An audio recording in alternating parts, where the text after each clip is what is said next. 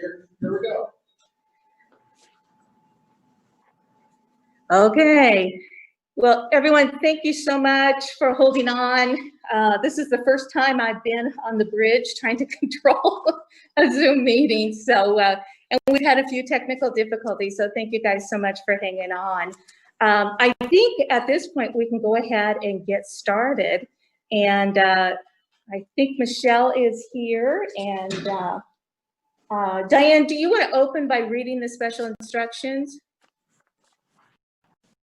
I'll defer to Michelle if she would like me to go now, or if you'd like to take roll first, Michelle, and then turn it to me. I'll go ahead and do roll real quick and then defer to Diane. All right, I'm going to go through the roster, and if you could tell us if you're here. Patrick Kelly. Here. Brad Burnside. Present. Shannon Kimball. Here. Michelle Fells, I'm here. Rebecca Gaston. Here. Eric Kirkendall. Present. Christina Gentry. Here. All right. Thank you, everyone. All right, Diane. Good morning, everyone. Diane Stoddard, Assistant City Manager. Thank you for your patience this morning. Technology is always fun, right? So thank you, Madam Chair. I'm Diane Stoddard again, and I'll be facilitating the Zoom portion of the meeting here along with Britt this morning. This meeting is being recorded and broadcast on the city's YouTube channel and public access cable channel 25. During the meeting, please mute yourself by clicking on the microphone icon found in the lower left-hand side of the Zoom menu next to the video icon. When you're muted, a red line will appear over the icon. Muting your microphone during the meeting will make it easier for everyone to hear. You'll just have to remember when you would like to speak. And in some cases, I may mute or unmute people as needed. And Britt, we're getting some feedback from the phone there too. The way that you are able to mute is by pressing *6, you can mute or unmute yourself. Each time you speak, you will need to state your name and title for the benefit of those listening in remotely. So for the board members, you can just simply state your name and say board member. In the menu, you can also turn your camera on or off by clicking the video icon. For the purposes of this public meeting, we would ask that you keep the video on during the meeting. There are several connections here that are related to our technology, which won't be having the video on. Again, if you're participating by phone, just simply click *6 to mute and unmute. For those using Zoom, somewhere on your screen, you'll see a choice to toggle between speaker and gallery view. The speaker view shows the active speaker, and the gallery view titles all of the meeting participants. At least I find it easier to watch these kind of meetings in the gallery view. I do want to provide a few reminders to ensure that the provisions of the Kansas Open Meetings Act are also met. Again, you need to state your name and your title for each time you speak. That's for the benefit of anyone who might be joining by phone. All motions will need to be clearly stated, and after a motion is made and seconded, the chair will call on board members individually to provide your vote. And Madam Chair, you'll then need to announce whether the motion carried and the count of the vote. There are some members of city staff present on Zoom, and they will also need to state their name and title each time they speak. I'm not sure that we've had anyone sign up for advanced public comment, or if there's anyone in the city commission room for public comment, but members of the public will need to wait till they're called upon at the appropriate time if they wish to speak. If they have signed up in advance, they would be called upon by name, and the chair, it would be up to you the amount of time that would apply. I do know that we have an applicant here with us today. Again, I just want to remind everyone to please mute yourself when you're not speaking, and I'll turn it back over to you, Madam Chair. Thank you. Thank you, Diane. All right, we'll go ahead and start with the agenda. The first item on the agenda is to approve the minutes from the February 6th, 2020 meeting. Seems like a long time ago. So hopefully everybody's had a minute to review those, and I'll entertain any motions or comments.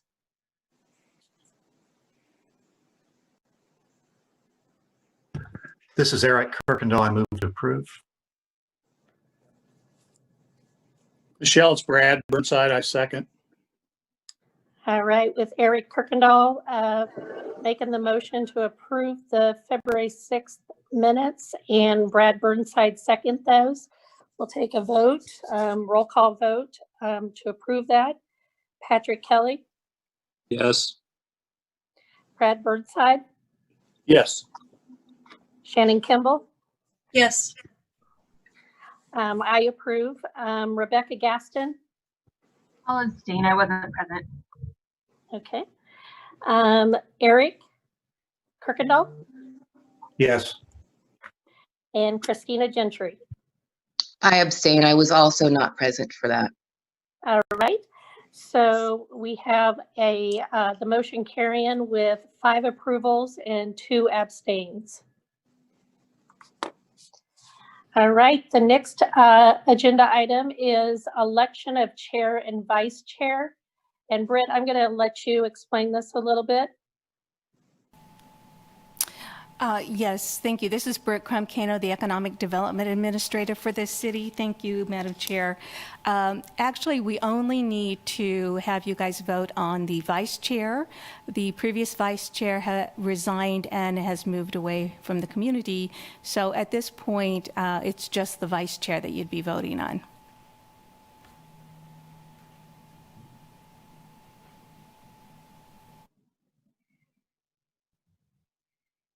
Michelle, you're muted. Sorry, thank you. Thank you, Britt. So we will need to entertain a motion to a new vice chair for our committee. This is Rebecca Gaston, board member. I nominate Eric Kirkendall. All right, other recommendations? Nope. Any comments? All right, so we have a motion to elect Eric Kirkendall as the vice chair of our committee. So Rebecca would be the motion, and so anyone want to second that? Michelle, it's Brad Burnside. Okay. I'll second that. Okay. All right, so a motion to have Eric Kirkendall as the vice chair of our committee. Rebecca made the motion, Brad seconded, and we'll make a roll call vote on that. So Patrick Kelly, Yes. Brad Burnside, Yes. Shannon Kimball, Yes. I'm a yes. Rebecca Gaston, Yes. Eric Kirkendall, I abstain. okay, and Christina Gentry. I vote yes. All right, so the motion carries with 6 approvals and 1 abstain. Thank All you right. all. Thank you. All right, and so the next item on our agenda is to consider the request by Bank Street LLC and Marlin Construction LC. And it is to review and provide recommendations on the Bank Streets LLC and Marlin Construction LC's request for IRB financing to obtain a sales tax exemption on construction labor and material to develop a 2-phase commercial project at approximately 701-705 East 19th Street. All right, Britt. Yes, good morning, PIRC members. This is Britt Crum-Cano, Economic Development Administrator with the city. Today, the City Commission has asked you to review and provide recommendation for the request from Bank Street to support a 2-phase development project in Lawrence. For Phase 1, the company plans to renovate the existing building at 701 East 19th Street and turn it into the headquarters for Marlin Construction, which is a local business. For Phase Phase 2, the company plans to add about 10,000 square feet of new office, warehouse, and retail space. It'll be on the eastern portion of that same parcel, approximately at 705 East 19th Street. The applicant is requesting the use of IRB industrial revenue bonds to get a sales tax exemption on their construction materials as well as remodeling labor. This originally went to the City Commission back in September, and at that time they were also asking for an NRA, but they have since dropped the NRA request. So today it's only for the IRB. So one of the things that, since we have at least one new member, I wanted to say that I want to give a little background on industrial revenue bonds. When they're used for a sales tax exemption, it's basically a conduit mechanism. It's a tool that the state of Kansas allows cities to use, and it's a conduit. We act as a conduit between the state and the applicant. And so there's no liability on the part of the city to buy these bonds or pay back these bonds or anything. We just act as the conduit. So I did do a model, and we estimated the sales tax savings resulting from, if they get this is just an estimate, but it would total about $100,000. Of course, the state bears the bulk of that because they have the highest sales tax rate. So the city's portion is about $24,500, and the state is going to carry about $70,000 of that. The staff reviewed everything. It appears to me our city IRB policy. And also it supports several economic goals in the 2040 comprehensive plan. Diane mentioned we did have the applicant team here, and they will present a little bit more about their company and the project as well as the request. Before I turn it over to them, I'd be happy to answer any questions. Right, does anyone have any questions? All right. Michelle, So it's Brad. Sorry, it's Yeah. Brad Burnside. Does the exemption impact the school district? I don't believe it does, not at all, because the school district doesn't get Tax dollars. Okay, thank you. This is Eric Kirkendall. I have a question. Will we have an opportunity for discussion and questions after the applicant's presentation? Yes. Thank you. Yes. All right. Any other questions? This is Rebecca Gaston, board member. My question is about the distribution of the, I guess, 900,000 between phase 1 and phase 2. Is that a question that Britt would be able to answer, or would that be better directed to the applicant?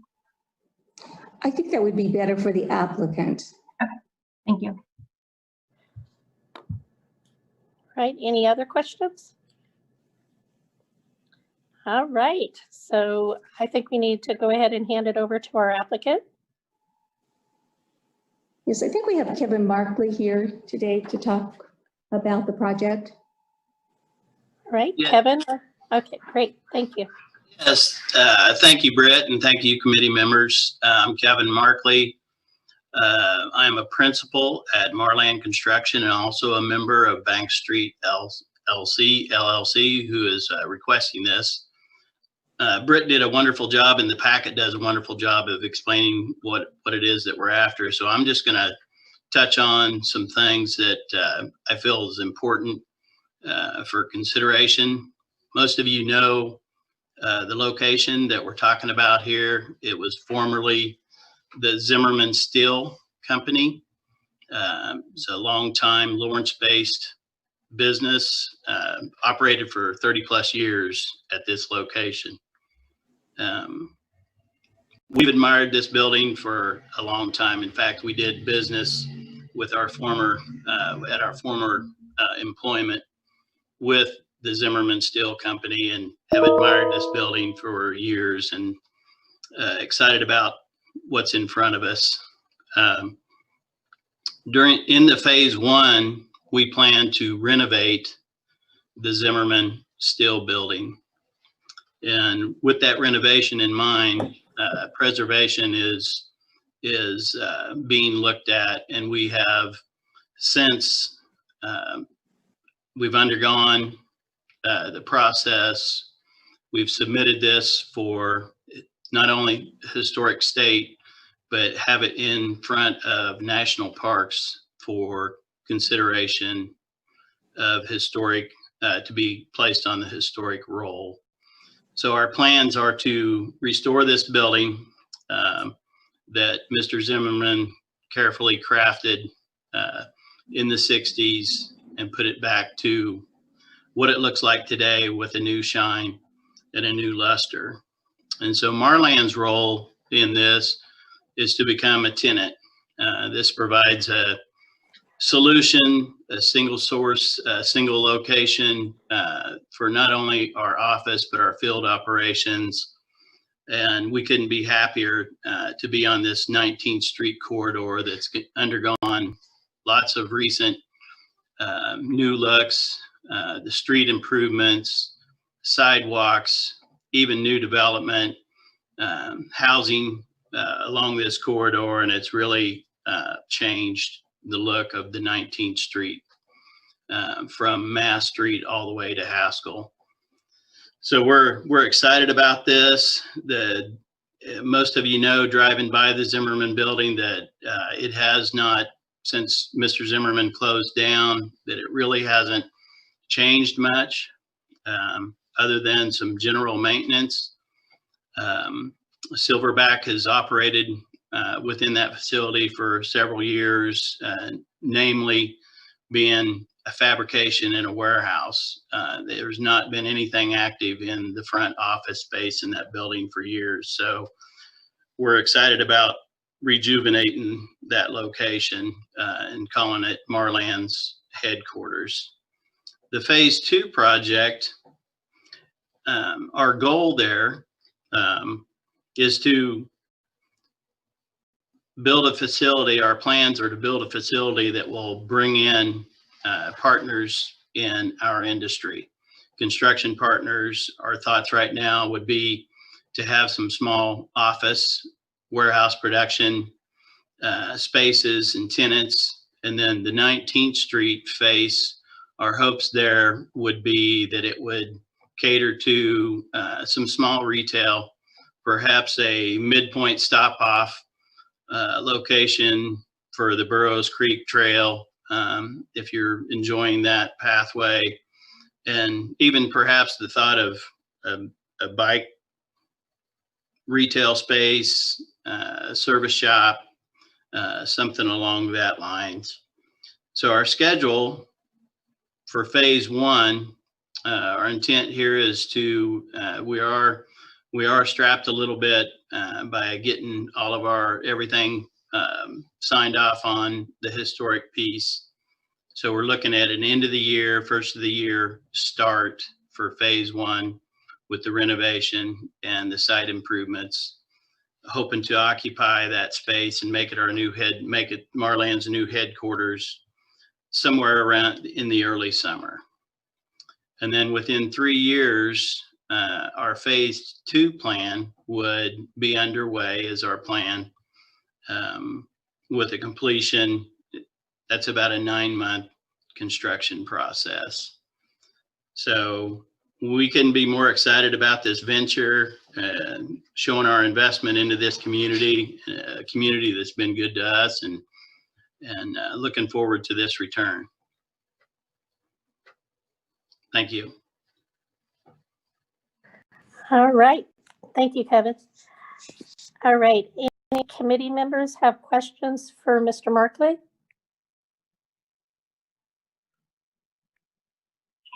This is Eric Kirkendall, committee member. I have questions, but they're mostly based around the IRB review criteria. So I'll wait and see if anyone has direct questions for the applicant. All right.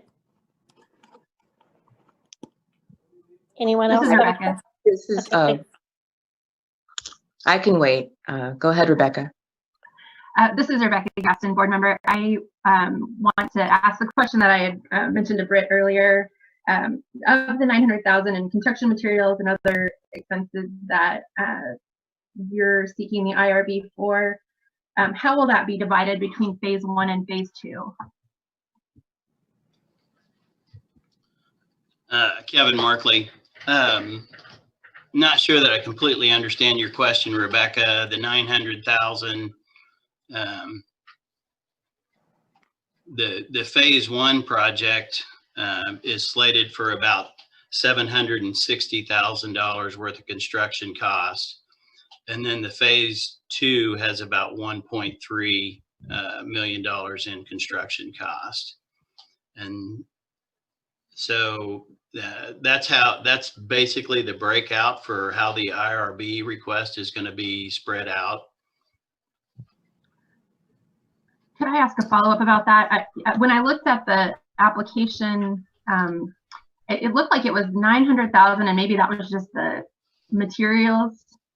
And the 900,000 led to about 10%, like the sales tax is just under 10%. So the 100,000 that kind of will be foregone, I guess. You know, the state portion, the city portion is 24,000. So, I mean, when I read the application, it looks like it's $900,000 that will not have sales tax on it. Am I reading that right? If I may, this is Britt Crum-Cano, Economic Development Administrator.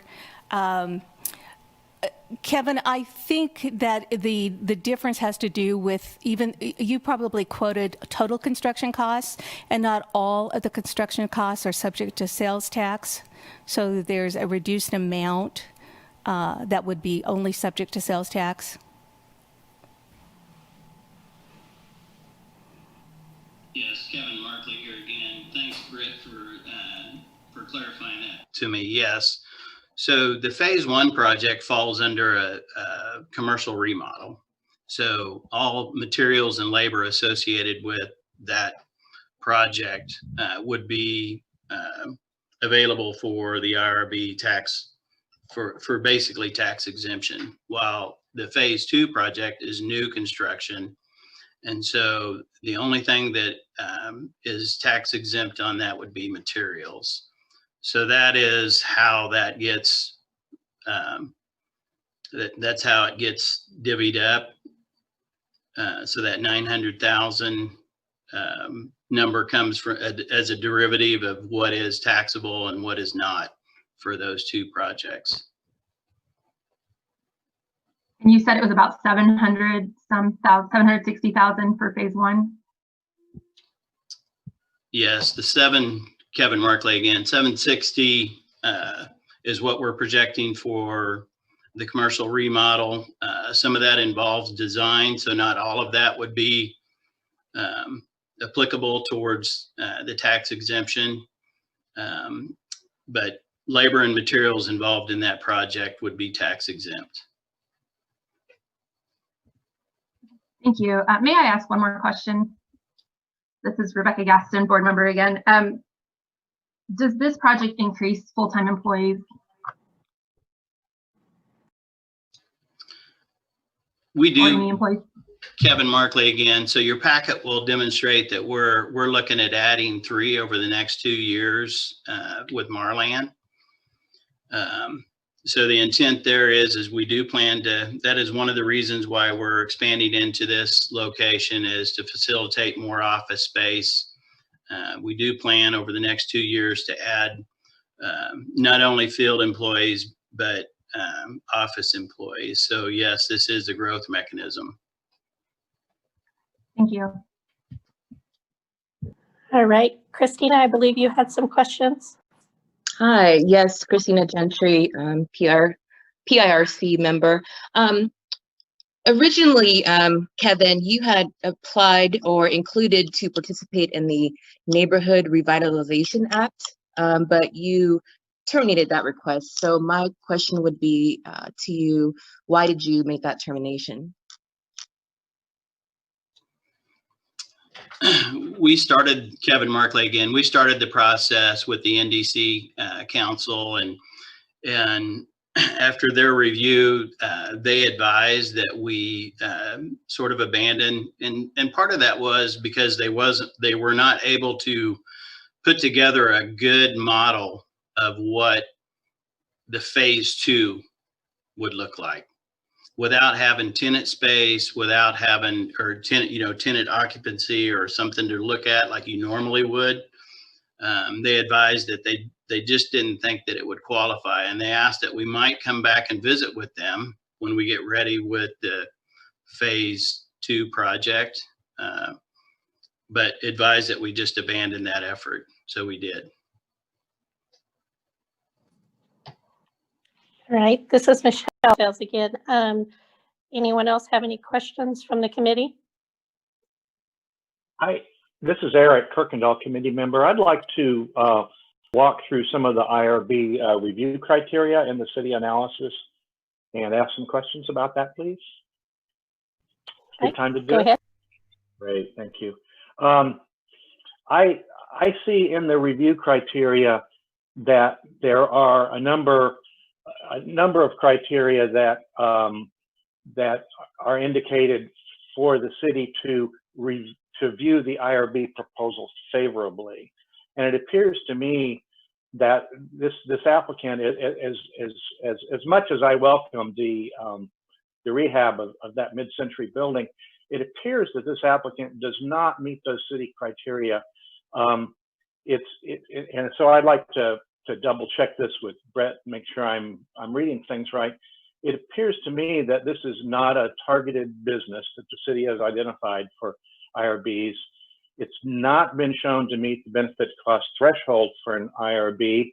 And the company generates most of its revenues from inside the city, not outside the city, which is a criterion for viewing the IRB proposal favorably. Brad, have I read that right? This is Britt Crum-Cano, Economic Development Administrator. I don't have the report in front of me. That was one of the things I didn't print out. I believe it only needs to meet one. I believe that one is one or more.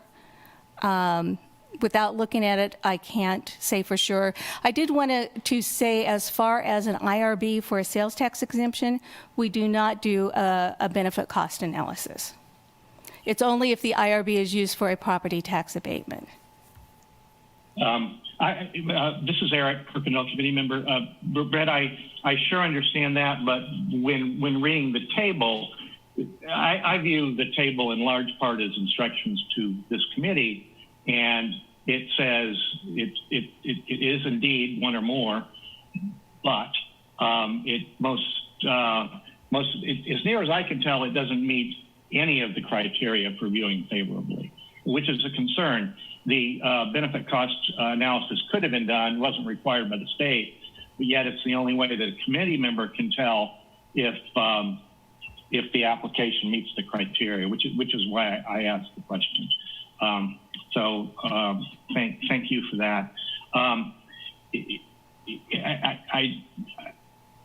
want to walk through a little more because I had a few more questions. Flip down here. I'm real concerned, as I have been with some other applications, about applications that will not increase jobs in the city, but will give an applicant an unfair competitive advantage. I note that the city analysis says the project is not anticipated to compete against any similar project, but that's not the standard. The standard is it's the policy of the city to deny any application requesting economic development incentives where the incentive, if granted, will provide the business with an unfair competitive advantage. I went this morning and took a look to see how many licensed general contractors are located in the city of Lawrence, and my estimate, based on looking through the city files, is perhaps as many as 200 contractors in Lawrence have a general contracting license. So by giving one firm a subsidy of $100,000, I am very concerned that we would we would give this firm a competitive advantage against other firms who haven't come to the city for similar incentives. Any thoughts on that, Britt? This is Crum-Cano, Economic Development Administrator. Staff doesn't feel that there is an unfair advantage. This is a long-time business that currently has 17 employees. Part of the goals of our economic development policy, as well as comprehensive plans, is to support the expansion of existing businesses, and so we feel that that needs to come into play. If we were to lose them, we would be losing a substantial contributor to the economy. So, and we don't have anybody else who has come forward to request rehabbing a historic building that is about to go on the historic registers into a productive space. This is Diane Stoddard, Assistant City Manager, and I might just add a little bit to that. Britt, it might be helpful if you wouldn't mind bringing up on your screen and then sharing it, your report and the review criteria, since Mr. Kirkendall had asked about that. But in the meantime, I would refer all of you to the report that is attached in the packet. The eligibility criteria that Mr. Kirkendall is speaking about begins there on page 4. And, you know, it's our opinion as we look at this project that there is quite a substantial amount of eligibility related to the public benefits portion of this. This may not be a real traditional economic development project in terms of the number of jobs created, although Mr. Markley did indicate that there is some job creation attached to it. I would view this more along the lines of a community development project, utilizing the tools to be able to help maintain the historic building that is the former Zimmerman Steel. And you'll see that reflected in both our comments about helping to provide the ability for this building to be able to be maintained and used in this way, but also, you know, helping promote the infill and adaptive reuse of historic properties, which this would do. And again, as Britt was mentioning, the ability of retaining and helping small businesses. So on the competitive advantage issue, I do think that part of the consideration with this particular request should be not only that this is a construction business, but again, more of the community development aspect of this project in terms of it being a project which would assist the historic preservation of that particular building. And Britt, I don't know if you're able to bring that up or not. This is Britt Crum-Cano. No, I'm not able to. Are you able to do a share screen on that?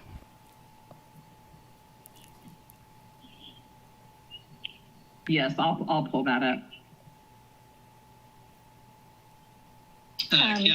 Kevin Markley here. I'd like to address a couple of things that Eric's brought up in his concern. You brought to the attention that we don't, Marlane Construction doesn't draw much outside income into the community. We gave a very conservative look at that over the past 21 years, and we sort of averaged that out, recognizing that of our $20 to $25 million worth of annual revenue, that about 35% of that is outside in, that we bring into the community. There's been several years that has teetered the other way, where it's closer to 65 to 75%. We've been blessed to do a lot of work right here in the community, but we also do work outside of the community and bring that income here. The other point that I'd like to make is one thing it's hard to put a finger on or a thumb on would be the job creation that's generated through the construction process, and what this renovation and the new construction would offer up for local jobs while it be temporary or not permanent jobs, they are jobs, and we do plan to grow our business.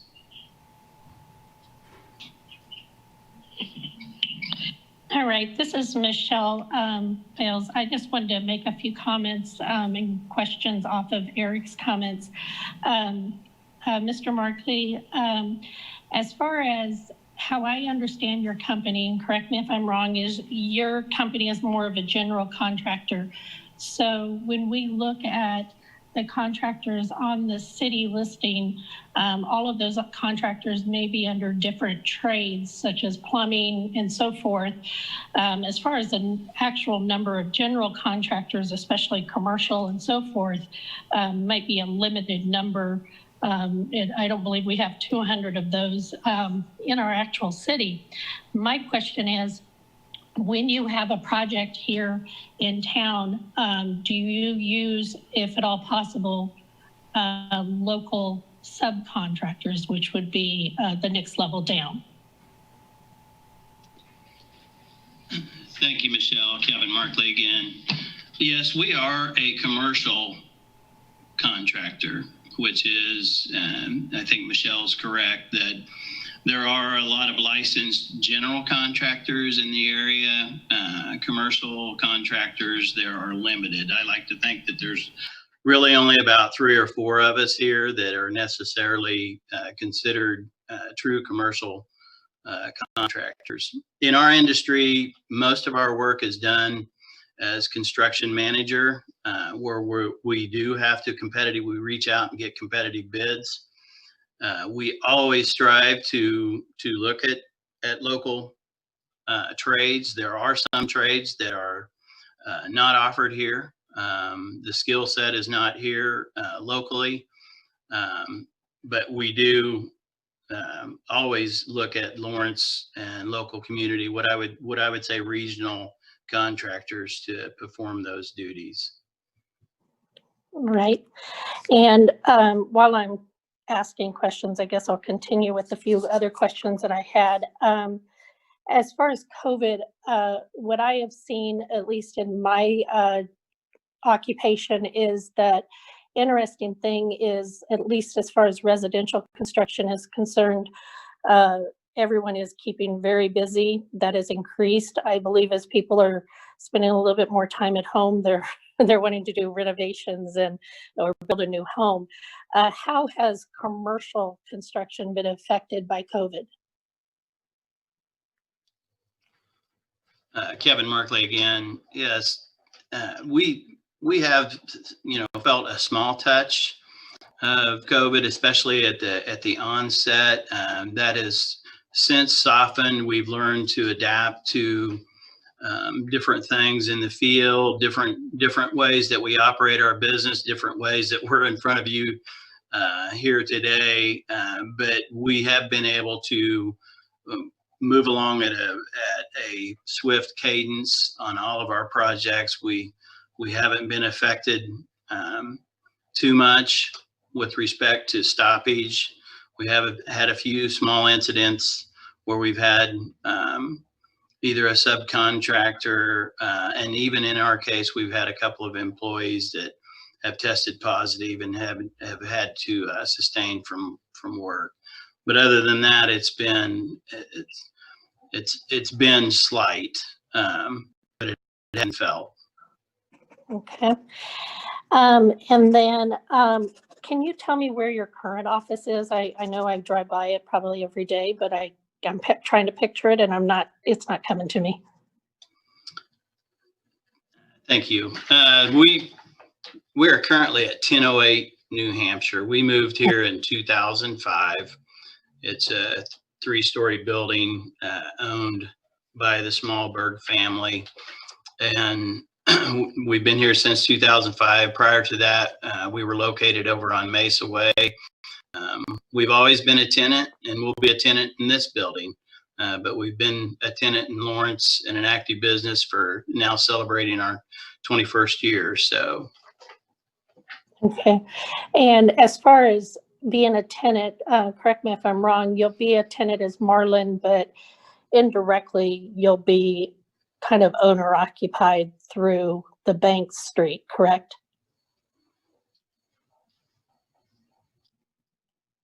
Does that make sense what I'm asking, Kevin? I'm sorry, this is Michelle. Yes, that does make sense. Yes, Bank Street is a closely held company of Marland Construction. Okay, great. And this is Michelle again. I'm sorry. Keep forgetting to introduce myself. Last question I have written down is, I want to make sure I understood your comment in your presentation. So first phase, I had written down that your plans are to have that, if at all possible, completed by summertime, and you'd be occupying the building. As far as phase 2, did I hear that that would be a 3-year phase? We're hoping, we've generated the model here to look like we would get that started. Worst case scenario, within 3 years of occupying the phase 1. So that construction would be underway. Our hopes would be that we could put together a plan and look at it earlier than that, but we wanted to be, again, being cautious minded and not demonstrating something that wasn't realistic. So. All right. And that's all I have for right now. Anyone else on the committee have questions? Hi, Christina Gentry here, PIRC member, and I don't think it's, I guess it's fair to say that my focus is on the environment and what the impacts are and what this project is going to have on the environment. So I'm looking here at the criteria 2.5.1, and it states that the project incorporates environmentally sustainable elements into the design and operation of the facility. It further notes that it will incorporate some environmentally friendly features. Do you have an example of what those features would be? And if so, could you share them? I'm kind of new to this. I'm just kind of asking a lot of questions. So if this was already established in some design that was already a conversation, I'll just refer to those notes. Yeah, Kevin Markley, thank you for the question, Christina, and happy to answer that. In the commercial industry anymore, it seems like that we're all targeting environmentally friendly. We do a lot of work with the University of Kansas, with local government agencies, and so that is a mainstay, it seems like. So some good examples would be like the office area currently does not have a efficient heating and air system. We would be using a very high efficiency heating and air system. Our landscape systems would be environmentally friendly, low drought tolerant plants to be installed. All of our materials would have recycled contents, low VOC off-emitting products for our paints, for our finishes. It's more or less a mainstay in how we look at things today anyway. So we're happy to put those sorts of thoughts into the project. This is Michelle. Christina, that was a great question. So yes, anytime, I know you're new, any questions are valid. So thank you. Any other questions from the committee? Michelle, Sorry. this is Shannon Kimball. I believe that I need to recuse myself from voting on this particular item, so I wanted to let you know that before you called the roll. Thank you, Shannon. It's Patrick Kelly. I have a quick question for Mr. Markley. Kevin, I hear from developers that it is difficult to do infill development within the city of Lawrence. And, that's one of the criteria that is on the public benefit side. Can you talk about sort of if you agree with that, why is it difficult? And what are the expenses involved with rehabbing a historic property or doing that infill development within the city?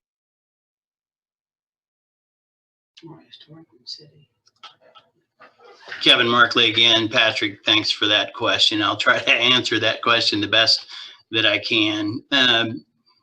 This is sort of our first time on the receiving end of this. We're usually working it from the partnering side, providing the construction services to those developers and those groups that are trying to do this sort of infill. And we do find,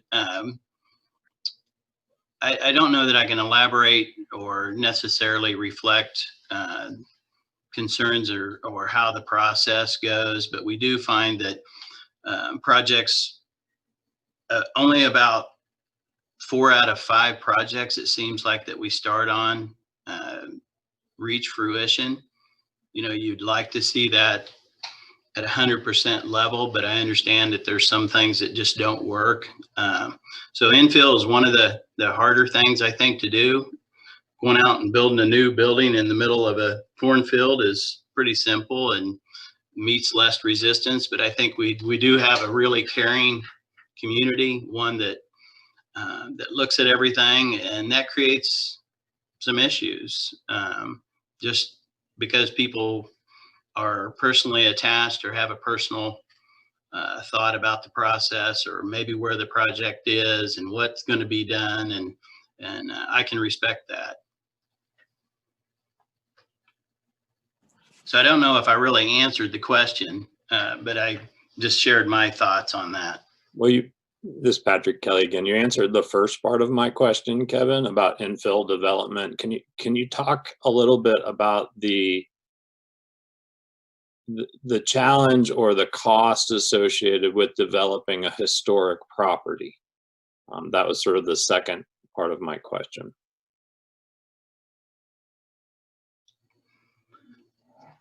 Kevin Markley again. Yeah, undoubtedly, you know, it's good to start with a project that has good bones and then sort of build on that. Most people maybe have a vision that cost is substantially less than new construction, and oftentimes it can be even more because you're restoring and building up what's been there, what's been blighted, has not undergone a normal maintenance plan here. So I think infill cost can sometimes supersede even new construction.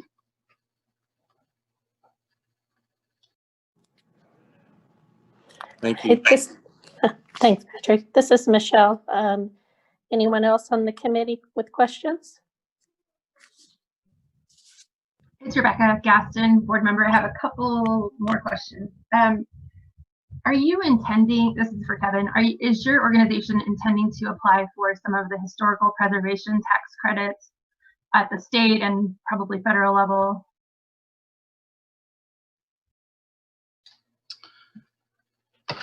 Kevin Markley again. Yes, those tax credits, if made available, we would obviously be participating in those tax credits. So I don't think you can abstain from that application once you move forward. So it is our intent.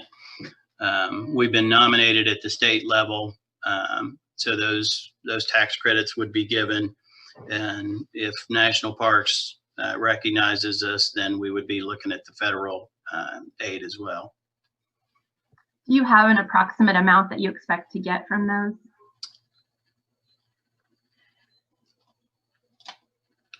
Kevin Markley again. I do not. I know that it's a fixed percentage at the state level and at the federal level. So I don't know what those numbers are. And again, there's only certain parts of the construction cost, so we haven't been all the way through that and evaluated what that will result in.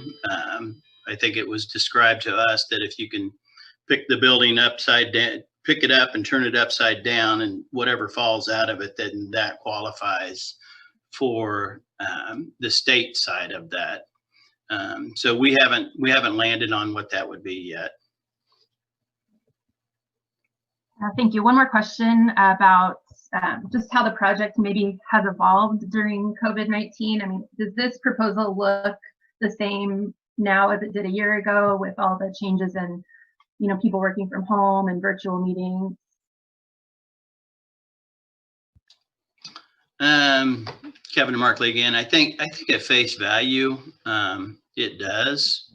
We've sort of kept our nose down and proceeded with this thing the way that we set out. I don't really see much that we necessarily changed, other than our hopes that we get some incentives to help us out with this project because of the climate and not knowing how things are going to be moving forward. Thank you. This is Michelle. Yes. Sorry, Michelle. This is Eric Kirkendall, a committee member, with a quick question. Are you also taking advantage of enterprise zone incentives?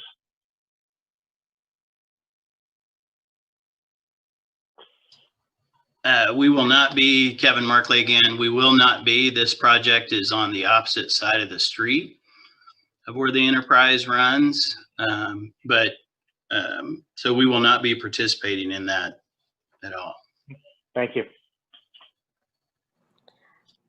All right, and this is Michelle. Any other committee member questions?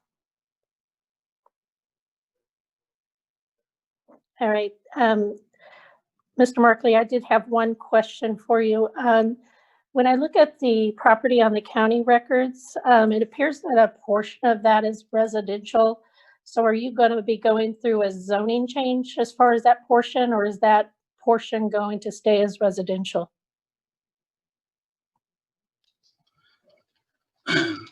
Kevin Markley again. Michelle, great question. The project, as we see it zoned, it is all commercial. There is a residence that is on the adjacent property, and that's why there is this 705 address. But it is all zoned commercial or industrial. Okay, great. All right. I couldn't tell. It looked like there was something separate on that. It's just a little tract, it looks like, that's got that R beside it on the county records. So just thought I'd clarify. All right. This is Michelle Fales, the chair. Any other questions? All right. Is the committee ready to, is the committee ready to entertain a motion?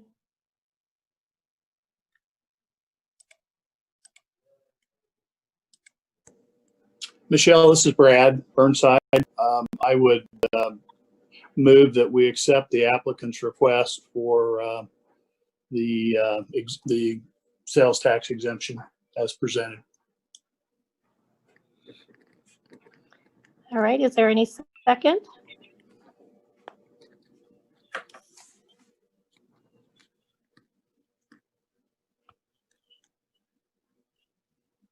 Michelle, this is Patrick Kelly, committee member. I'll second. All right. So we have a motion made by Brad Burnside to approve the application as presented. Britt, do I need to read that entire thing out?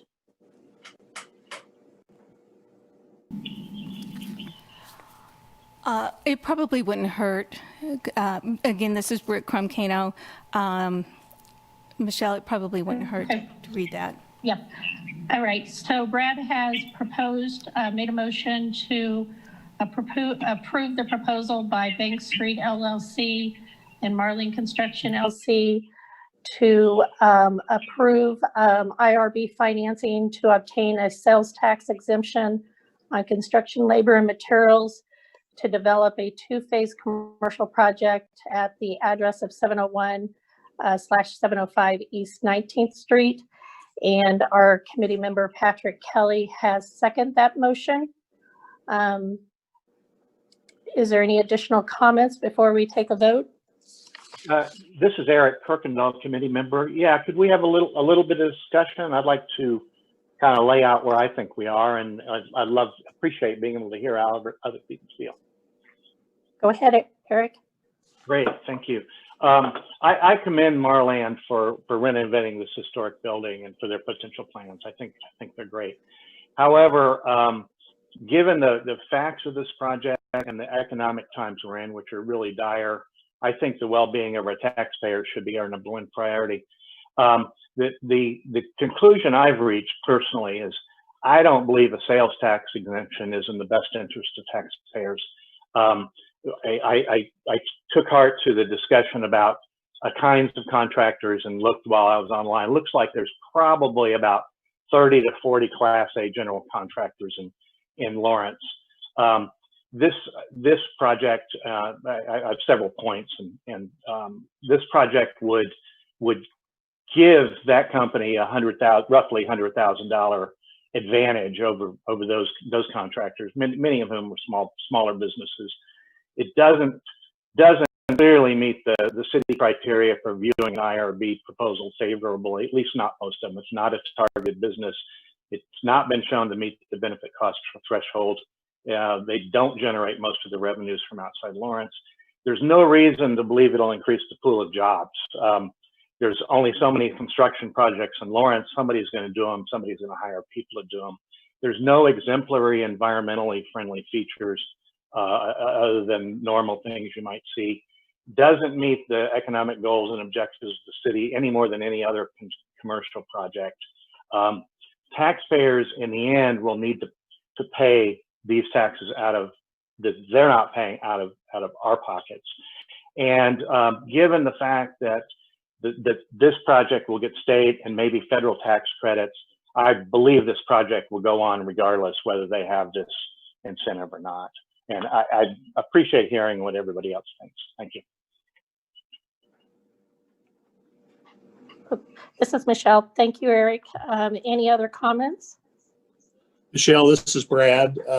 It's my view that the company ought to be rewarded for making this significant investment, which will actually accrete from a property tax standpoint as they improve the value of this property, and it certainly improves the aesthetics of the area. And once again, for their risking of their capital, I think they ought to be rewarded.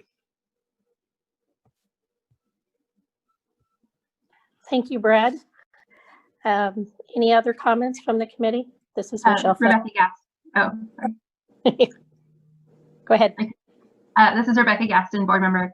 I agree with most of what Eric said, maybe all of it, but I really think that when we are making decisions about economic development incentives, we need to be really intentional about what the community needs and how a project is like filling gaps or serving underserved populations.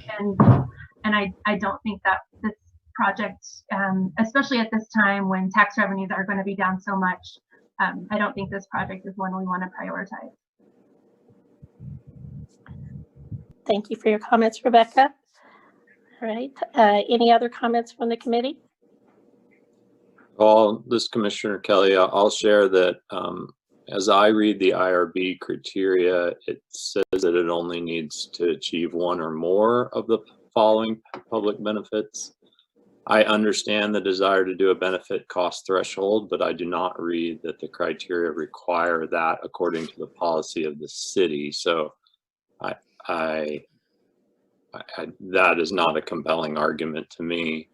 What is a compelling argument to me for this process, having served on the Planning Commission for many years, is the challenge of infill development, and that has been set as a community goal through Plan 2040. I feel like if we don't find a way to use incentives to encourage infill development, that we're going to continue to push properties, we're going to continue to push businesses either out of the community or into spaces within the community that are going to require larger infrastructure costs and also cause tension between rural property owners and development. And so I appreciate that we are in a tight time financially. I'm compelled to do this because I think we need to find ways to provide incentives for infill development. I've heard it multiple times through multiple listening sessions, through Plan 2040, through the Planning Commission. And so this seems to follow that. It seems like an avenue that actually gets at that at not a terrible cost. This is a very low, I think this is the lowest IRB request based on the history that we've seen. So I understand the competing value. I really do of, well, tax dollars are very valuable at this time. But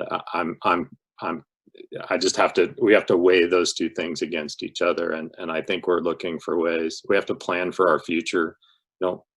We don't want to hold everything back now because we're afraid we might not have some money down the road. We have to think ahead on how we can continue to grow and grow within our city limits and our city infrastructure.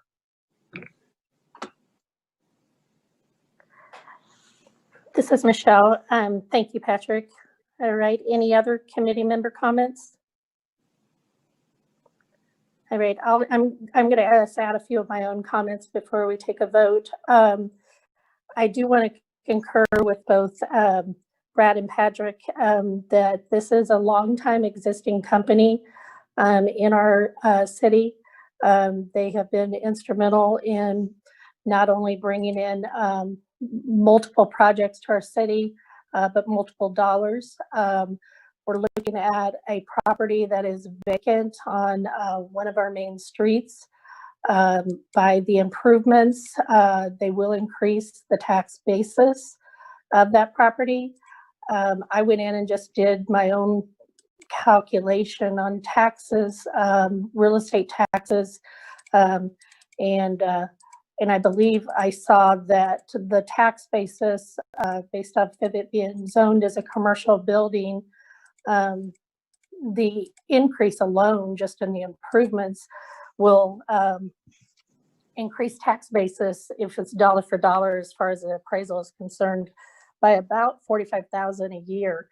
That more than covers the $25,000 that our portion of this IRB would have, and our taxes would be reoccurring year to year. So I just think this is a total win as far as for the city when we look at the overall picture. And so while it looks like we're handing over dollars at the end of the day, this business, by increasing the tax value of that property, will basically bring in much more dollars overall to our community, not counting the additional occupations and so forth. So I am in favor of this project. Any other comments before I take a roll call vote? All right, I'm going to take a vote. And so if you could just place your vote as I read your name. Patrick Kelly. Yes. Brad Burnside. Yes. All right, Shannon, I know you're recusing yourself. All right, Michelle Fells, I am a yes. Rebecca Gaston. No. Eric Kirkendall. Yes. I'm sorry? No. Okay. Christina Gentry. No. All right, so we do have a 3-3 vote. Britt, you're going to have to help me out here because I don't think I've ever had this happen. I can help with that. Diane Stoddard, Assistant Thank City you. Manager. In that case, what we would do is, since you're a recommending body, as this goes to the City Commission, we'll just simply pass along the tie vote, and then also some of the detail with regard to the comments that were made that'll be helpful to the Commission. Thank you. Great. Thank you, Diane, sorry. And so we do have a tie vote with as far as the proposal, 3-3 with 1 recusal. All right. Thank you, Mr. Markley, for your presentation today. Thank you, committee members. I appreciate your time. All right, we will continue on down the agenda. And the next item on the agenda is to review the 2019 annual report, economic development, support and compliance, and provide a recommendation for the city commission to accept the report. So Britt, I'm going to hand it on over to you. Yes, Britt Crum-Cano, Economic Development Administrator for the city. I'm going to attempt to share my screen.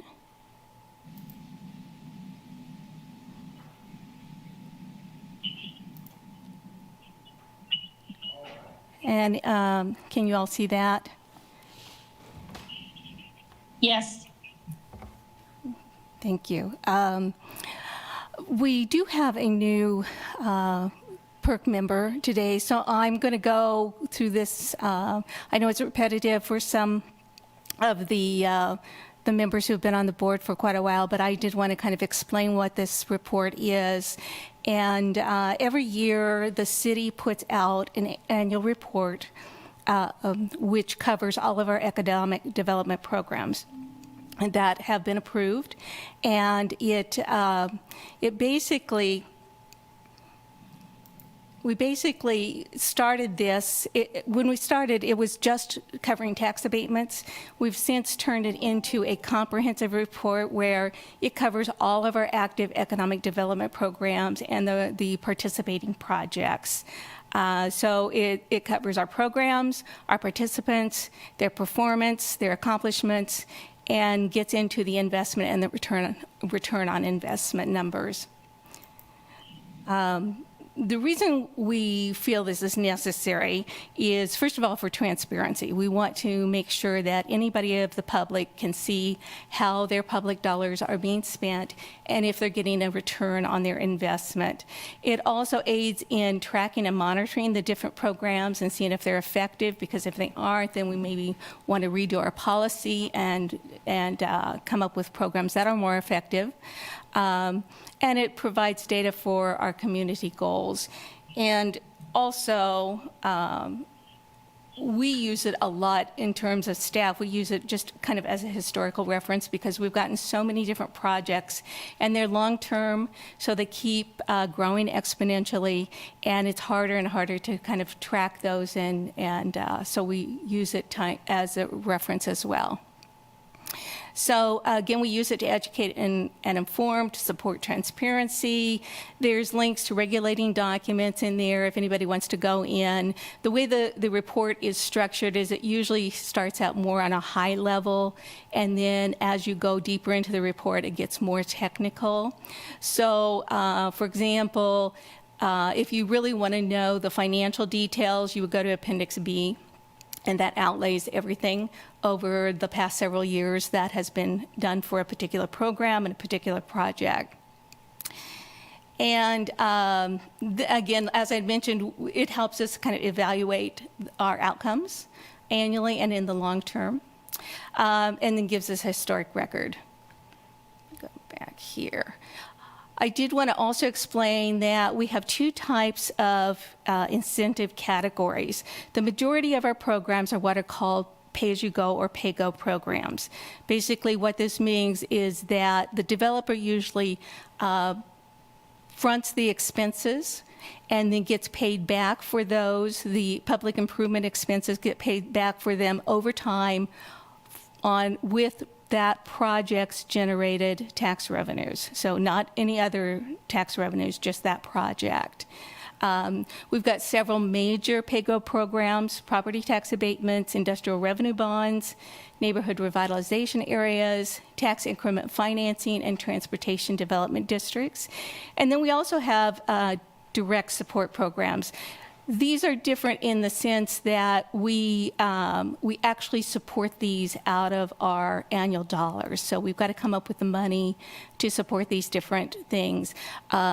We don't have a lot of direct support assistance, especially relative to our neighbors like Topeka and Manhattan, who have millions of dollars. Usually we have about $75,000 a year to help maybe give a small grant to a local company or help them if they're trying to relocate or something like that. So under direct support, also, I've added the ED agency services in there because we do rely on, there's only one full-time staffer for the city for economic development, so we have to rely on other agencies to provide additional economic development services.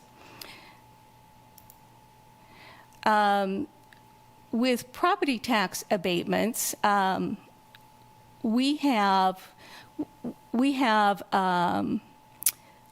ones that are, let's see, we have a new program, a relatively new program. It's called the Catalyst Program. It's a package, actually. It's a prescriptive package. And it was set up to help fill our two public business parks, Lawrence Venture Park as well as East Hills Business Park. So that particular program, we've got four companies that have gained approval for a catalyst package. Van Trust Phase 1, that's the building out in Lawrence Venture Park that is currently standing. Plasticon, they did a Phase 1 and 2 expansion. Plasticon is in East Hills Business Park, and they're a pharmaceutical manufacturer.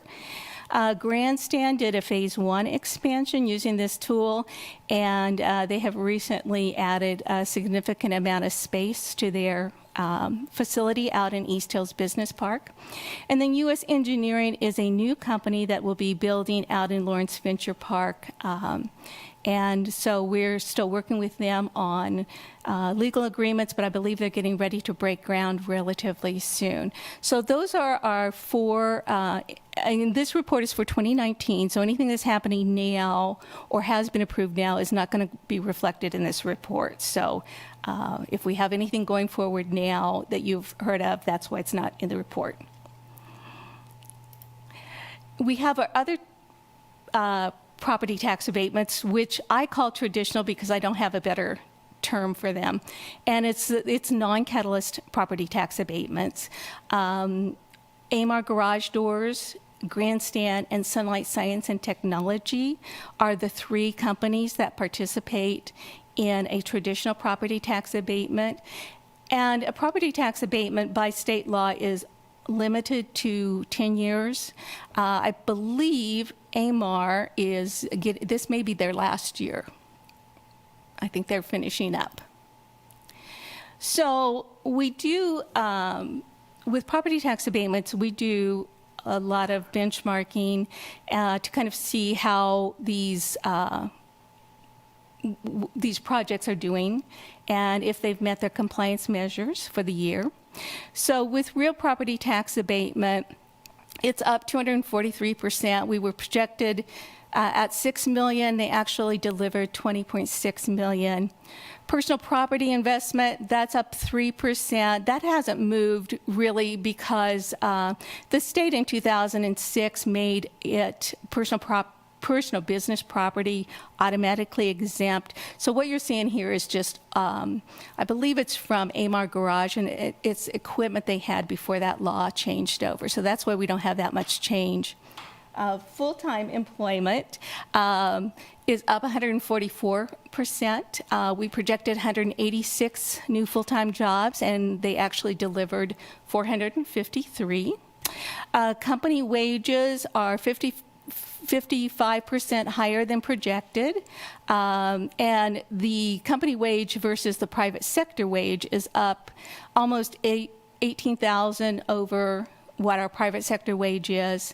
And then as far as our wage floor goes, the company wages were up 24,500 over what our wage floor would be.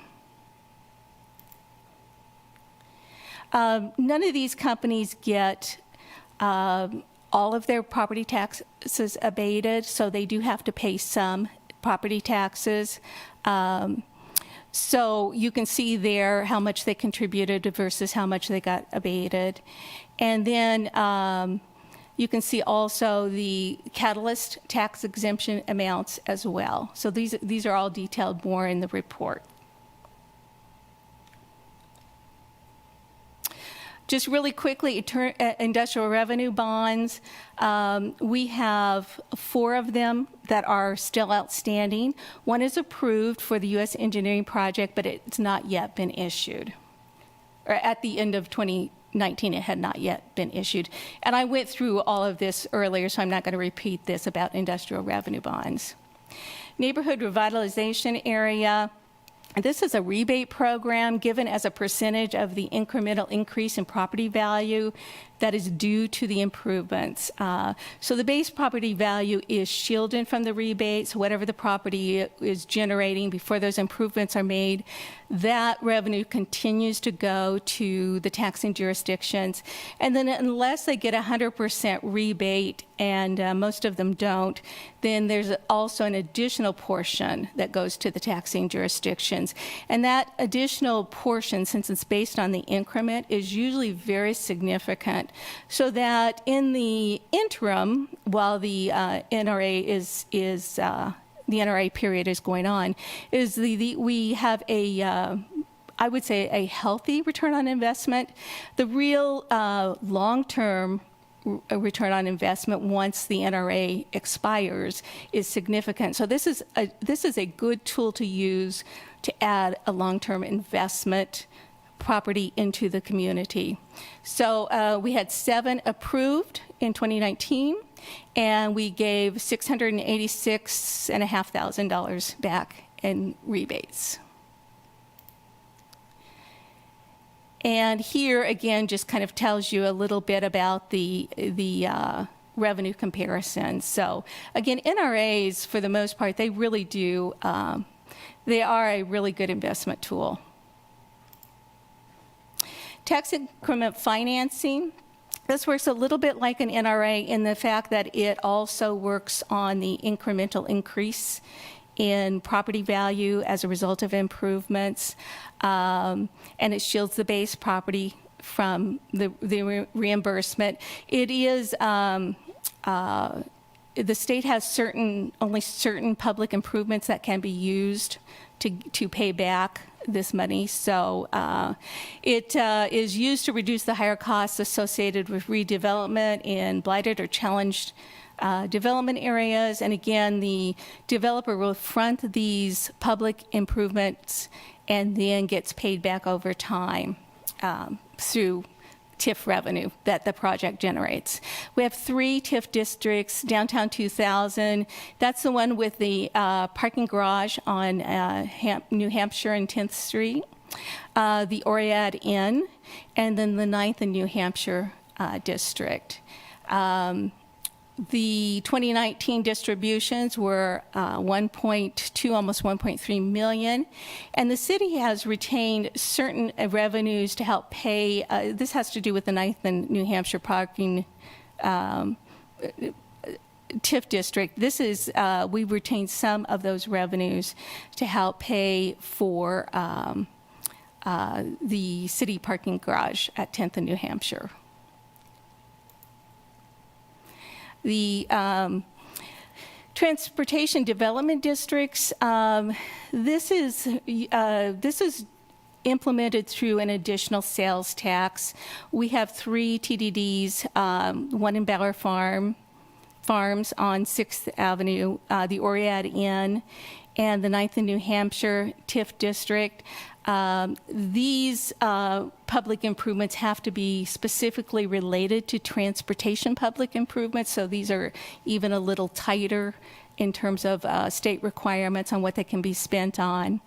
In 2019, our distributions on this was $415,500, and the city retained about $225,600 in revenues. This is for the, I believe it's the Arts Common project that the city wanted to do a few years back, and I think that is slowly proceeding. It has not yet materialized, but the interim, the city does continue to retain those dollars. Overall performance of the pay-go programs, basically for every dollar in public sector assistance given to these programs, we are able to leverage about $6.27 in private sector capital. So just another way of looking at, what we're able to do with these dollars. Direct support programs in 2019, we didn't support anything other than our outside economic development agencies. Again, these are the partners who help us provide economic development. And so the Bioscience and Technology Business Center, that's our incubator, the Chamber and the KU Small Business Development Center, they are our marketing arm. Peasley Tech is our workforce training center. Just other information in the report. Again, it gets more in the weeds as you continue going on. So the appendix has a lot more information in there for anybody who wants to dig into all of that. And then the report will be posted on our webpage. So, so that is it for the 2019 Economic Development Report. It's actually, normally we would submit this much earlier, but with COVID, it has been delayed, dealing with other crises. And so we're just now able to bring it back to you guys. This is Michelle Fales. Thank you, Britt. I know I'm probably kind of a nerd, but I always love this report. I enjoy going through it and looking at all the projects and seeing the financial part of it. So thank you, I appreciate it. We do need to entertain a motion on whether we want to recommend that the City Commission accept this report. Are there any questions first before we take the motion? All right, is there any motion?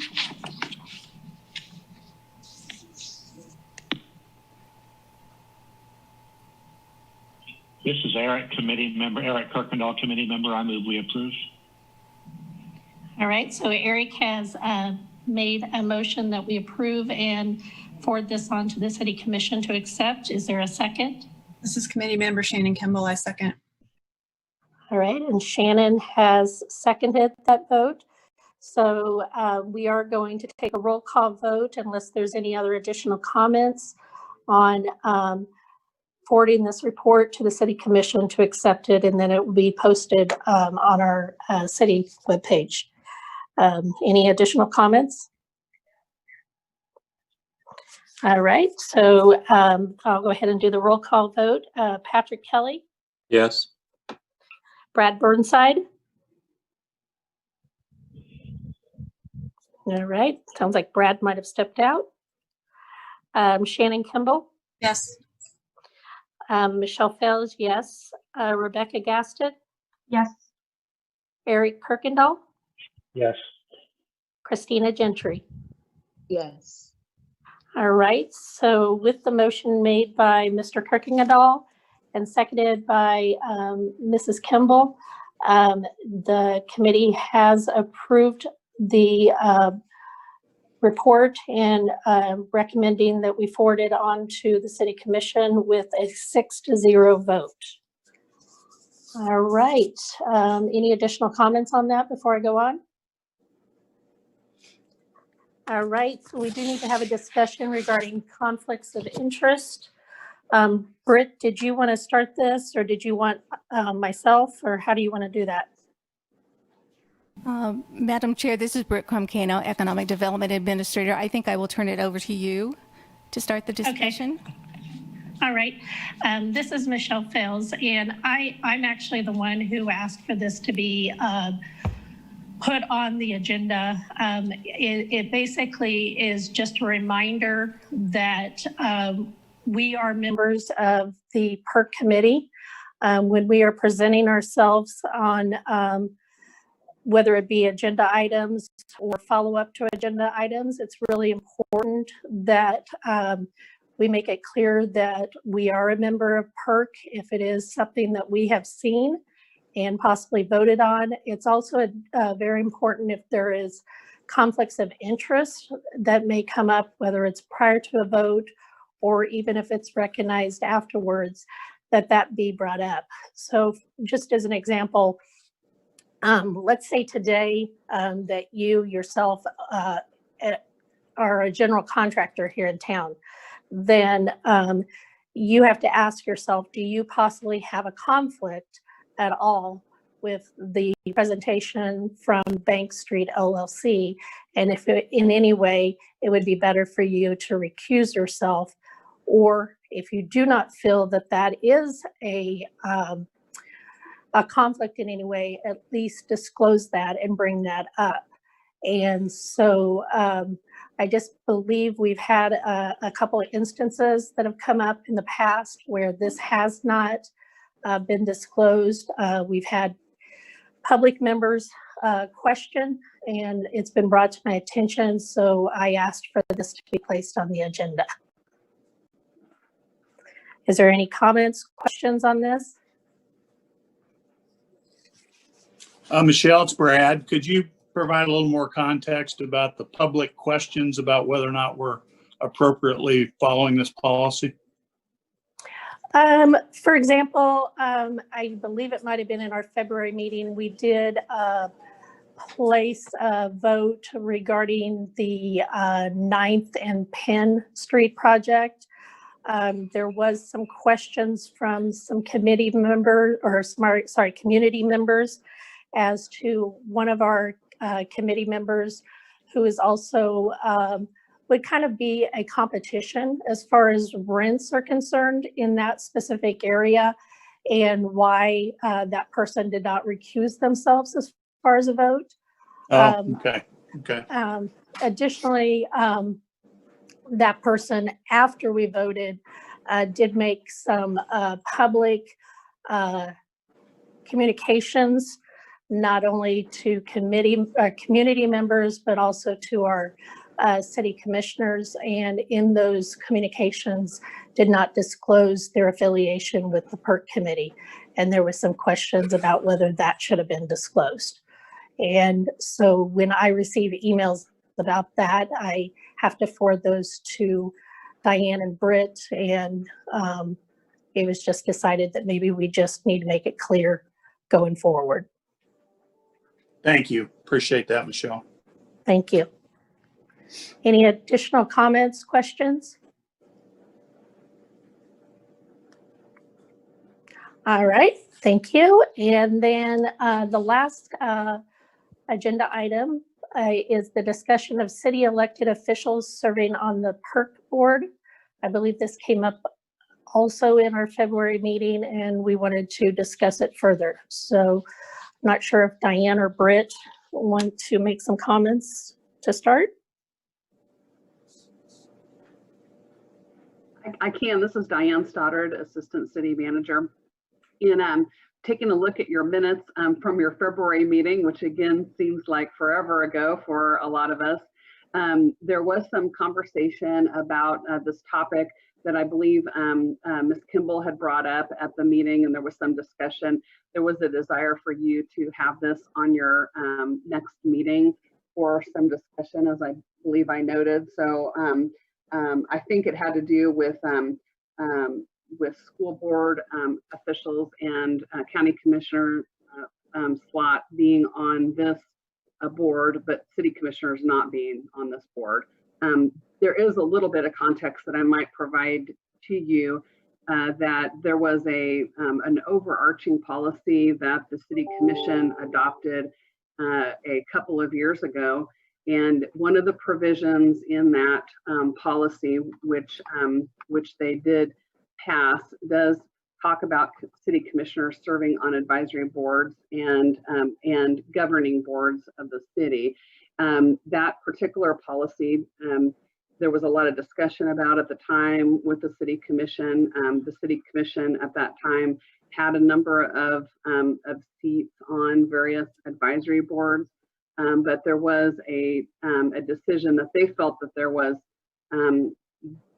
a conflict with them serving in an advisory capacity and then having to take a vote later on an item as a member of the governing body. So that passage just simply reads, in recognition of the potential conflict that can be created, city commissioners will not serve as voting members on advisory boards, committees, and commissions of the city. It does still, the policy does still enable them to participate in the work of governing boards. So if for some reason that this board would like to make some recommendation or pass something along to the city commission as it relates to this policy, it's certainly in the purview of this board to do that, and we would carry that to the city commission for the advisory board. But I just wanted you to be aware of some of that context as you have your discussion. Michelle, this is Shannon. Well, could I speak to this for a moment, since this was my... Yep, definitely. Okay, thanks. So thank you, Diane, for that background, and your, I think you laid out the issues pretty well, particularly for the newer members of the committee, though. I think it's really important to point out that while the city's policy on this makes a lot of sense when it's a city-created advisory board that only reports to the city, my concern is that it doesn't really make a whole lot of sense when you're talking about a joint committee, as this one is, that makes a recommendation on items that not only go to the city commission for a vote and approval, but also go to the school board and the county commission. So, to follow the logic of the city policy as it's been applied to this particular committee, neither Patrick nor I should be sitting on the committee either, because we both are then asked to vote on items that come to our respective governing bodies with these recommendations. And so, I guess I see there's a tension in that.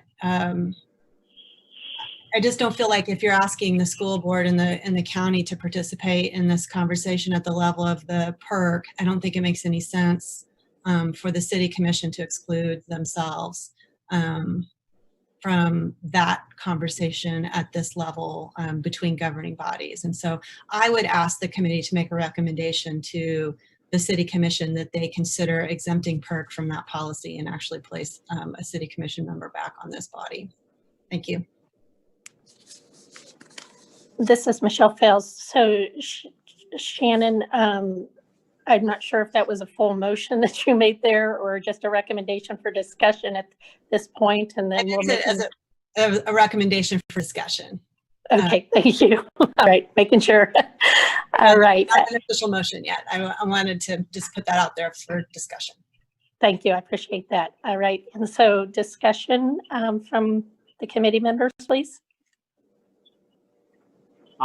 Having been on, this is Eric Kirkendall, committee member, having been on committees with city commissioners on them and seen them at work, I would like us to try and go the other way. If this group is for the purpose of making recommendations to our governing body, then I think it is appropriate to have no governing body members on this committee. Maybe that takes some restructuring of charter, or maybe that takes some other actions. But I personally would rather see this go that way. I'd like to see this a committee of citizens that are making recommendations to their political leaders. And this is Rebecca. Could I add to that? I really appreciate Shannon bringing this discussion. I think you do want to have consistent representation across all of the elected groups. But I see what Eric's saying too, and I think it's really valuable to have the perspectives from the county commissioners, city commissioners, and school board members.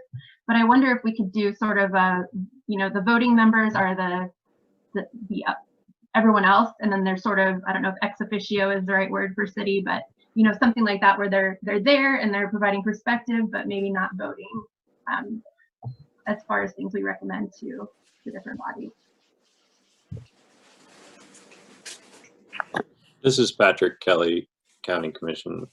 So my question is for, I think, Diane.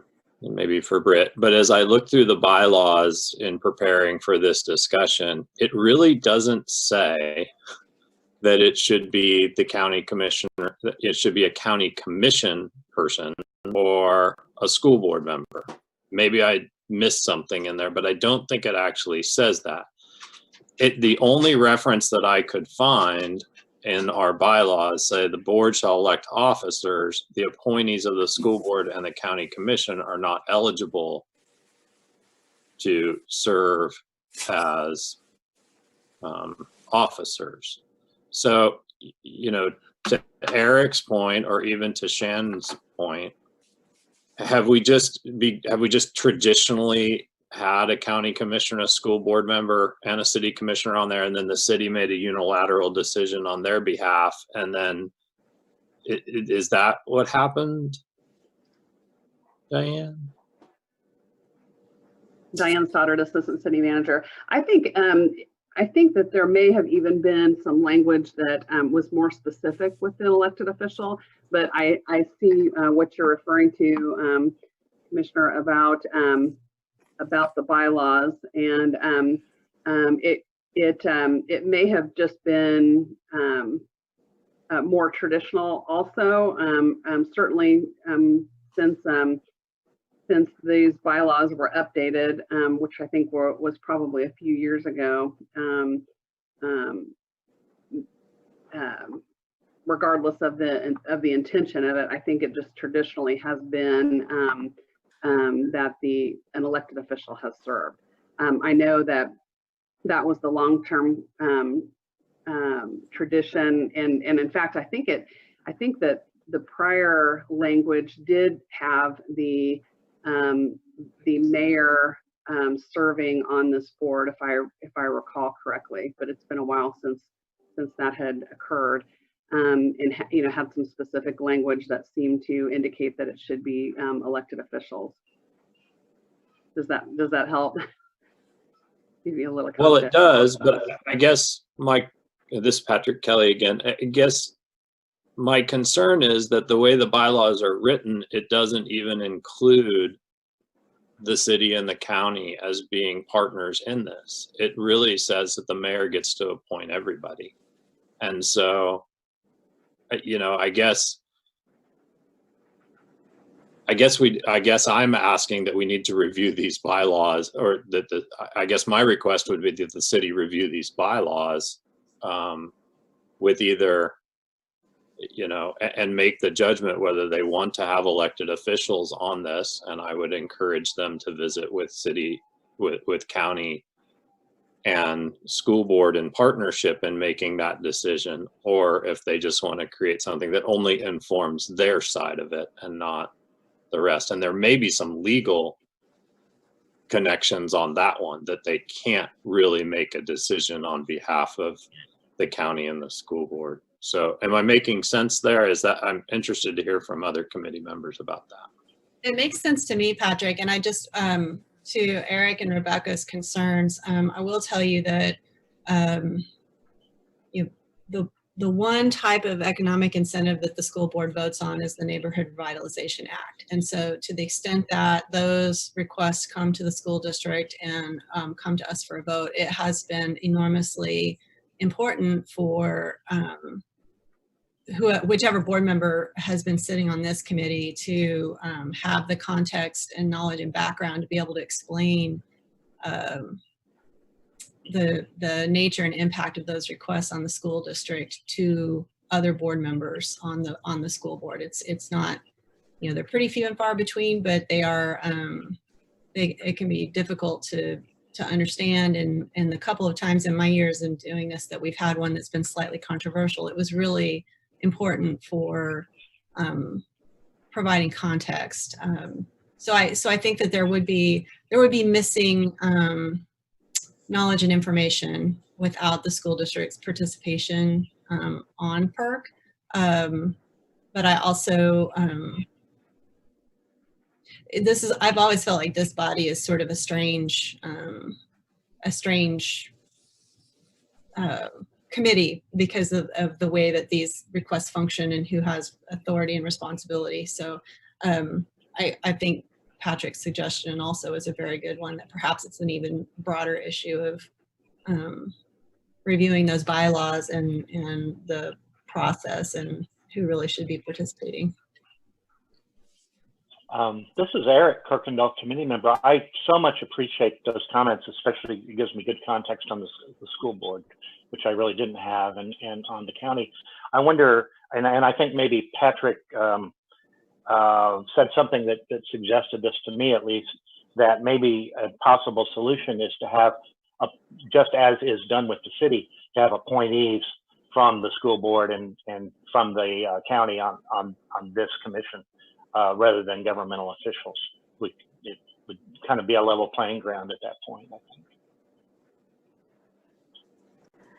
This is Michelle. And Eric, I was kind of thinking along the same way. However, I think it would be critical, and based off of what Shannon just said, was that it's important that whoever that representative is then attend the respective either county commission meeting or school board meeting in order to pass on, items that they may have voted on, to give that perspective, because I'm sure that's very helpful to have that back story when that's coming up for a vote, both at the county commissioner and the school board level, from what Shannon's saying. And I also don't want to throw my administrators any more work than we already have. So I'm a little bit hesitant about saying, oh, well, we should just have staff from the county or the school board participate. They have their hands full right now and really can't. I'm not going to ask them to take anything on additionally in terms of more boards or things to do outside of our core mission. This is Patrick Kelly. Shannon, I appreciate that more than you know. So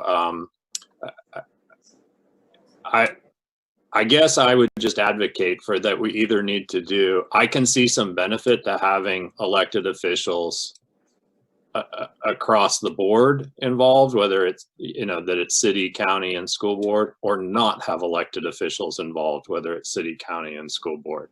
And since this group is a function, it's actually pulled together by the city, but I would encourage the city to talk to those partners. We are supposed to have city, county, school board meetings every once in a while.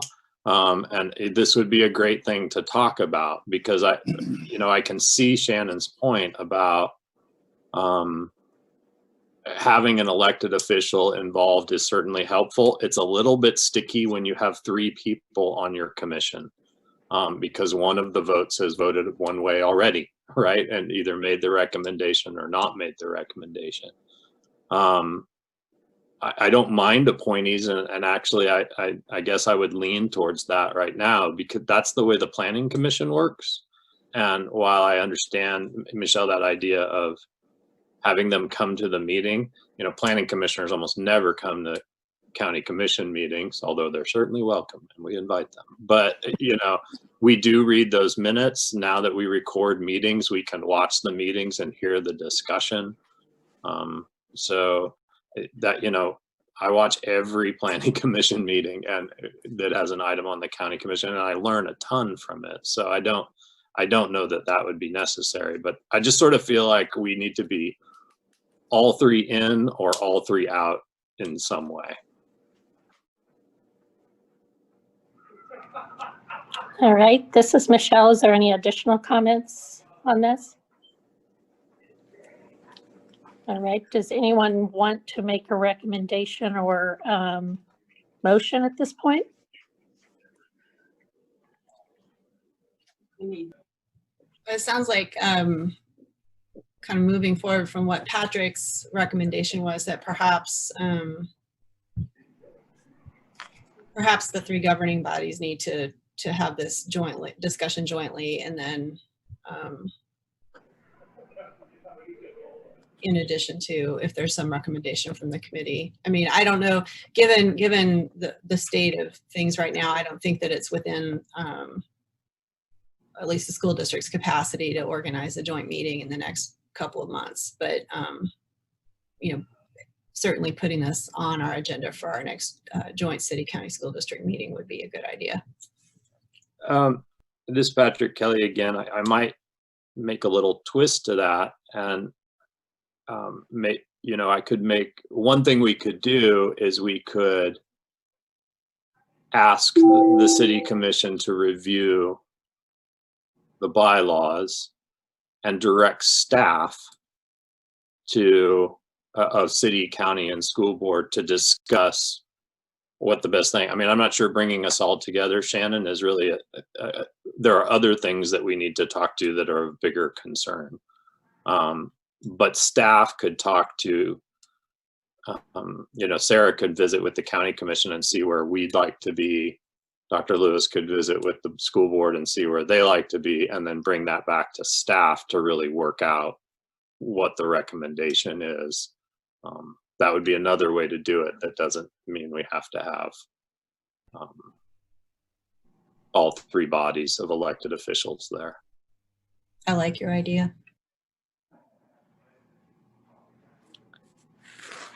This is Michelle.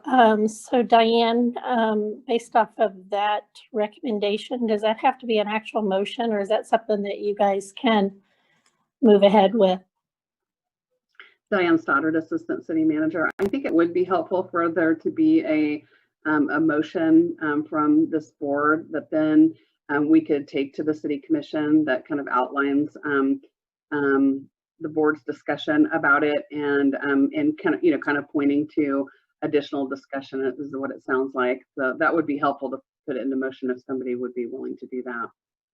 Great, thank you, Diane. So this is Michelle. Do we have any motions? I can try to create a motion there. This is Patrick Kelly, County Commission. I move that we recommend to the City Commission a review of the bylaws of the Public Incentive Review Committee with regard to appointments from the city, the county, and the school board, and encourage them to direct staff of those three organizations to gather feedback from those entities on how to move forward. This How is does that sound, Diane? This is Shannon, committee member. I second that motion. All right, I'm going to see if I can repeat what Mr. Kelly just said. I have a motion of that he made a motion to recommend that the City Commission review the bylaws of the Public Incentive Review Committee regarding appointments from the city, county, and school board, and staff from all three of those governing parties gather information in order to make a recommendation. Did I get that correct? That sounds good to me. All right, is there any discussion about this, or should we go ahead and take a vote? All right, I'm going to go ahead and do a roll call vote then. Have Patrick Kelly. Yes. Brad Burnside. Yes. Shannon Kimball. Yes. Michelle Fells. Yes. Rebecca Gaston. Yes. Eric Kirkendall. Well done, and yes. And Christina Gentry. Yes. All right, so the motion carries with a vote of 7-0. So that motion passes. All right, and so do we have anyone here for public comment?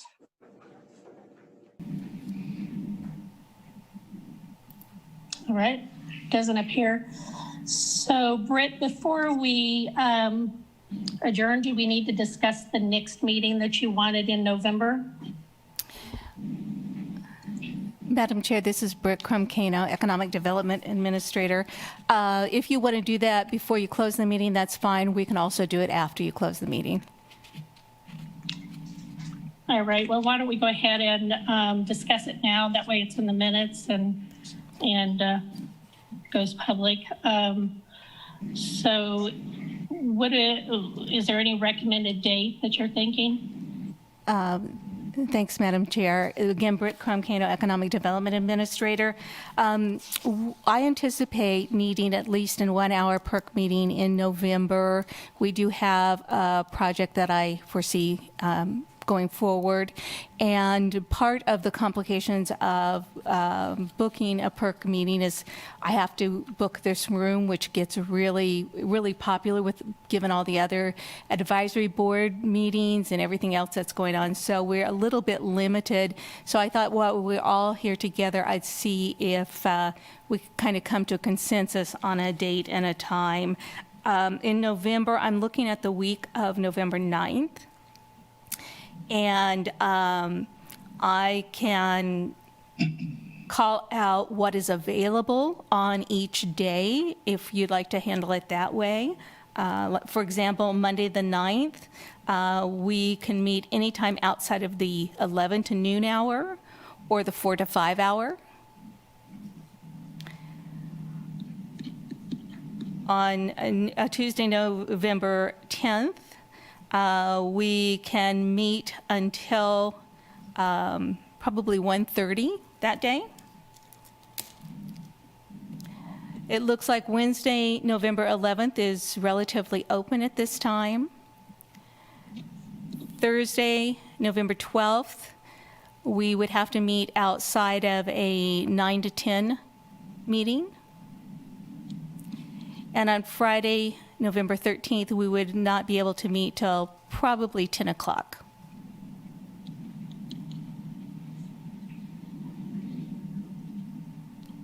This is Eric. This is Eric, Kirkendall Committee member. I am free any of those times except and day except for Friday.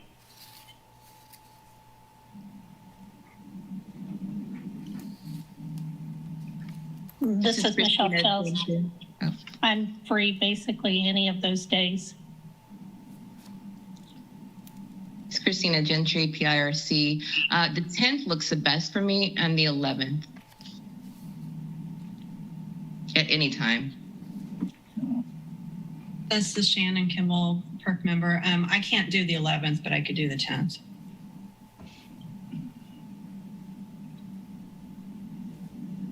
This is Rebecca Gaston.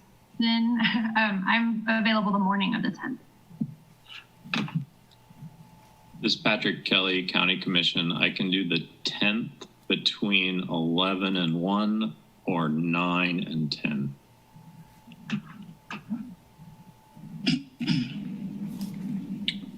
Hey, Brad, it's Brad Burnside. I'm available at your needs.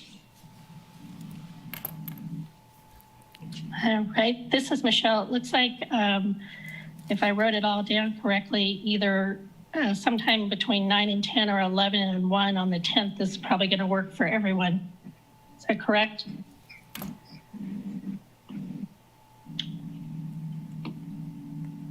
Thank you for figuring that out, Michelle. You're like a human doodle poll. Well done. I got doodles all in front of me right now. This is Christina Gentry. I'm sorry to cut you off.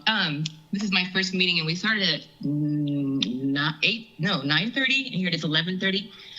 Do the meetings usually run over an hour? Just asking for clarity so I can kind of schedule that and get used to that being the time that we use. This is Michelle Fels. I would say that they vary, but we had quite a bit on the agenda today. I would say that the majority of times, if we just have a request to review and we didn't have, we had the report today that was additional time, plus some other items to discuss. But normally it runs about no more than an hour, hour and a half.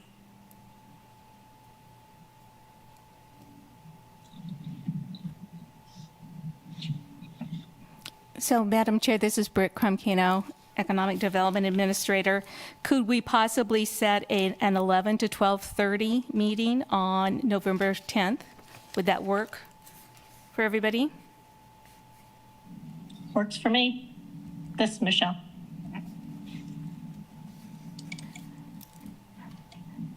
And again, this is Britt Crum-Cano. I don't anticipate we'll need an hour and a half, given what I anticipate coming forward, but we might want to just have that little bit of cushion.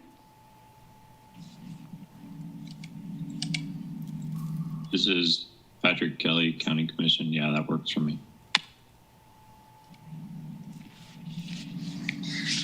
All right, I say unless anybody speaks up, that's when it's going to be. Again, Britt Crum-Cano, thank you all for that. It makes it so much easier. I will send an Outlook calendar invite to everybody so you can get it on your calendar. If you don't use Outlook, if you would just mark it on whatever calendar you currently use so you save that date and time. Thank you. All right, this is Michelle Fels. If there's not any further items for discussion, we're going to go ahead and adjourn. All right, bye everyone. Thank you all.